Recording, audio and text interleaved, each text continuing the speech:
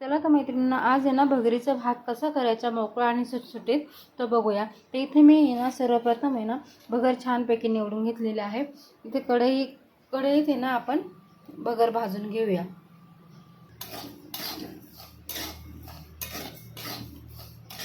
भगर भाजून घेतले की छानपैकी फुलते पण आणि सुटसुटीत पण होते। तर त्यासाठी सर्वप्रथम आपण भगर भाजून घेऊया। इथे छानपैकी भगर भाजून झालेली आहे। आता ते आपण साईडला ठेवणार आहोत। आता इथे आहे ना पाणी ठेवलेले आहे आपण उकळायला। त्याच्यात आहे ना चवीनुसार मीठ ॲड करायचं आहे आणि थोडंसं तेल सोडायचं आहे। इथे पाहू शकता आपण तेल टाकलेलं आहे थोडंसं। आता हे पाणी उकळून द्यायचं। त्यानंतर हे भगर आहे ना धुवून त्याच्यात ॲड करणार आहोत आपण।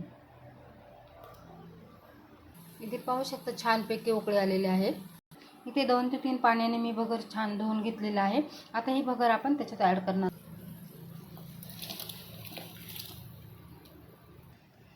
इथे पाहू शकता आता पाणी सगळं आटत आलेलं आहे।